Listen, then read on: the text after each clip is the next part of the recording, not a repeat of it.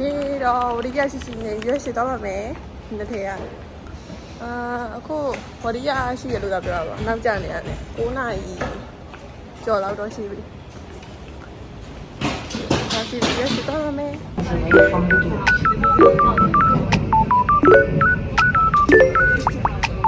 ကြောက်ကမကြီးနိုင်သေးဘူးလက်မှတ်မရလို့လက်မှတ်ပေါ်ရသေးလို့ရကလာမနေလက်မှတ်ရပြီမတော့ကြောက်နိုင်ပါဘူးအဲ့ဒီကခါစမီကလက်မှတ်ကြုံမွေထားတဲ့ခါကျတော့အဲ့နာကလော်ဆွန်ကနေပြီးတော့လက်မှတ်ဝယ်ဖို့နောက်တစ်ခေါက်ပြန်သွားရတယ်ပေါ့နော်လောလောဆယ်အရင်ပုံနေပါရရောက်ချင်းချွေးတယ်မစောတယ်ချွေးပြန်တယ်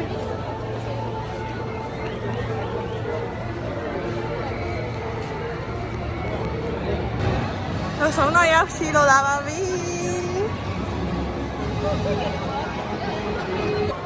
ဘလောက်ပြောလဲမပြောလဲမျက်နှာသာကြည့်တော့အမမျက်နှာလုံးဝဖေးဖေးနဲ့မှုရနေတဲ့အတိုင်းပဲရင်းဆုံးထားသွားစီးမယ်ပေါ့နော်လောလောဆယ်မှာမိနစ်30ဆောင်းရမယ်လို့ပြောတယ်ကျွန်တော်ဆောင်းပြီးတော့သွားစီးပါမယ် Hollywood Dreams roller coaster ပေါ့နော်စောက်ထိုးဆင်းတဲ့ဟာကြီးကြရလေခါစမီကအမြင့်အရင်ကြောက်တယ်ကွာဒါပထမဆုံးဘဝမှာစစီးဖို့တဲ့ roller coaster ပဲပြီးတော့ဒီ USG တွေကအမြင့်ဆုံးလေးတစ်ခုပေါ့နော်စီးပြီးတော့ဘယ်လိုနေလဲပျော်သွားပြီရမ်းပျော်ထစီးချင်နေတဲ့တတိကဲမှာဒီမှာအတန်းအောင်ထုတ်နေ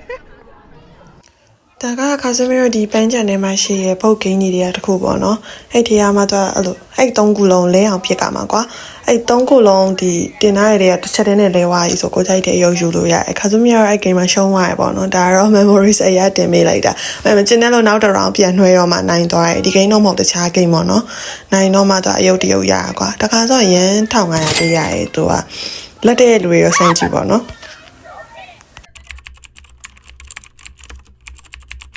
ခါစမီကတော့အားလုံးတွေကမှဒီတစ်ခုကြိတ်တွေထဲမှာပါတယ်ပေါ့နော်သူက 4D ကြီးရတယ်လို့ပဲဟိုဘယ်လိုပြောရမလဲအဲ့ဆဲကြိုက်တွေကိုတကယ်ရောက်သွားတယ်လို့မျိုးပုံစံလေးပေါ့နော်ကိုကတော့အရင်ကြိုက်ပြီမဲ့တကယ်ချင်းကတော့ကောင်းမှုရလို့ပြောရဲဒါကတော့ခါစမီကြောက်လို့မစီးခဲ့တဲ့ဟာပေါ့နော် flying dinosaur ဆိုတဲ့ဟာကြီးသူကဆောက်ထိုးကြီးကွာစဉ်းစားလို့အောင်မရအောင်ငကိုရဲ့တက်တိကေဆိုတော့အဲ့ဒါတော့မစီးပြခဲ့ဘူးတကယ်ချင်းကတော့အရင်စီးချင်တယ်ဆိုမျိုးကိုမစီးလို့မစီးလိုက်ရပါပေါ့နော်တခြားစီးကြရတယ်အများကြီးဆိုတော့လေမကုန်တစ်ခါစီးဖို့လေအချိန်ကဆောင်းသွားဆိုတော့လေအဲ့ဒီဟာတော့မစီးဖြစ်ခဲ့ဘူးဒါပေမဲ့စီးနေရအသေးရလို့ရိုက်လာခဲ့ရ Jurassic Park ရောက်ပါပြီဒီ Jurassic Park ကကျတော့အနည်းဆက်ဆောင်ပါနဲ့တူလဲဆိုရင်ဂျီလာမီချောင်းနဲ့တူရပေါ့နော်ဒါပေမဲ့မတူတာကျတော့ဘေးပတ်ဝန်းကျင်တဘာအလှအကုန်ခန်းစားလို့ရတယ်သူကပြီးတော့မှအပေါ်ကနေပြုတ်ကျတယ်လို့မျိုးပေါ့နော် roller coaster တစ်မျိုးပဲ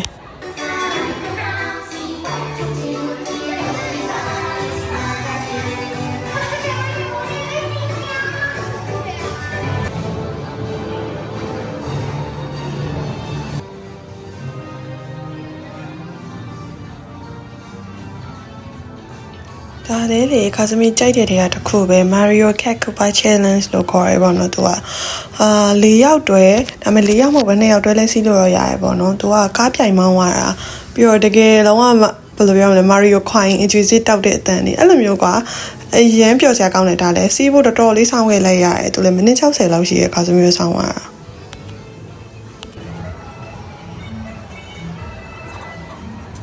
တာကတော့ဒီ Super Mario World ကစီးစရာတွေကတခုပေါ့နော် Yoshi Adventures လို့ခေါ်တယ်။သူကကြတော့ Cosmo ဒီဝင်ပေါက်ကတစ်ကတ်နဲ့မဆိုင်ပေါ့နော်ဒီ Super Mario World ထဲဝင်မယ်ဆိုလို့ရှိရင်သူရဲ့လက်ပတ်လေးဝယ်ရတယ်။ရန်9000လောက်ရှိရ0နည်းနည်းကြီးရပေါ့နော်။ဒါပေမဲ့တန်လားဆိုတော့လေတန်မှာအဲဆော့စရာတွေအများကြီးဆိုတော့အထဲမှာဆိုတော့အဲ့ဒါစီးရနေတော်တော်တန်နေသူကြာလဲကြာတယ်ဒီ Mario World တစ်ခုလုံးပတ်နေတဲ့ပုံစံမျိုးပေါ့နော်။တော့ခါဆိုရင်အဲ့ clip လေးတော့များများရိုက်လာတယ်ချစ်စရာလည်းကောင်းလို့ဘေးပတ်ဝန်းကျင်ပြီးတော့ကင်မရာလေးရိုက်လို့ရတယ်ဆိုတော့လေတော်တော်များများစီးစရာတော်တော်များများကြတော့ roller coaster တွေများတဲ့ခါကျတော့ရိုက်ခွင့်သိမ့်မပေးဘူးပေါ့နော်ဖုန်းတွေပါလွတ်ကြရတော့ဘာလို့ဖြစ်မှာဆိုလို့အမြဲအိတ်တဲ့ထည့်နေရဆိုတော့ဒီအားကျဖြည်းဖြည်းလေးသွားနေရဆိုတော့ဒီ clip ကတော့များများလေးရိုက်လာခဲ့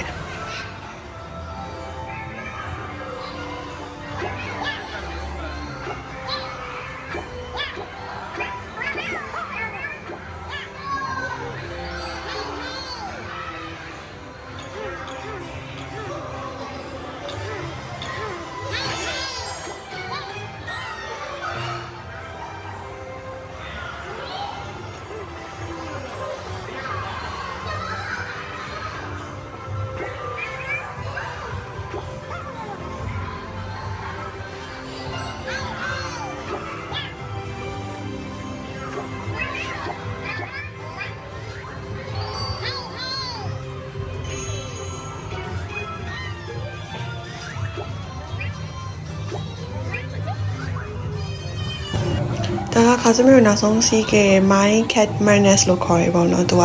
အရန်ကြာရေးဆောင်းရတယ်သူတခုရနေမိနစ်80လောက်ဆောင်းလိုက်ရတော့ခါစမျိုး house tour သွားပေါ်အောင်အချိန်မရှိရောဒါပေမဲ့တန်နေတအားစိတ်ဝင်စားဖို့ကောင်းတယ်ပျော်စရာကောင်းတယ်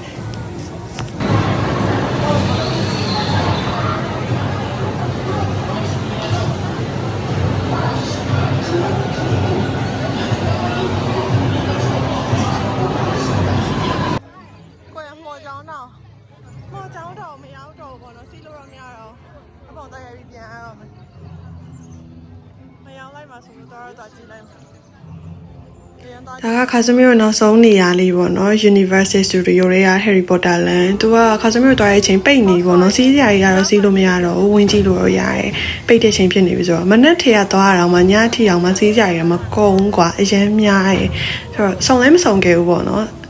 စီးတဲ့ဟာရအများကြီးကိုရိုက်လို့ရရရောရိုက်လို့မရရရော clip ယူလို့ရရရောဖြူလို့မရရရောဆိုတော့ဆောင်းတော့မရိုက်ခဲ့ဘူးဒါပေမဲ့ဒီထဲမှာပြထားတယ်အများကြီးစီးခဲ့ရမလို့တန်တယ်အားလုံးပေါင်းဂျပန်ယန်ဝင်ကြီးနဲ့ဒီ Mario World ဝင်တာနဲ့ဆို1000ခွဲလောက်တော့ကုန်မယ်ထင်တယ်ဒါပဲစားရိုက်တောက်တိုင်းမှာပါဝင်ကြီးတွေမယ်သူကဝင်ကြီးကကျတော့နေ့ရက်လိုက်กว่าတာဆိုတော့မသားခင်မှာဒီကိုယ့်ရဲ့ internet ကနေအရင်ဆုံးရှာကြည့်ပေါ့နော် ticket price တွေပြီးတော့နောက်တစ်ခုကကျတော့ဝင်မယ်ဆိုလို့ရှိရင် Universal Studio ရဲ့ app လေးတောင်းတာကိုမမေ့ပါနဲ့ဆိုတော့ဒီနေ့ဗီဒီယိုလေးကိုအဆုံးထိလိုက်ကြည့်ပြီးတယောက်ချင်းစီတိုင်းကျေးဇူးအများကြီးတင်ပါတယ်နောက်ထပ် travel တွေမှာပြန်တွေ့ပါမယ် bye bye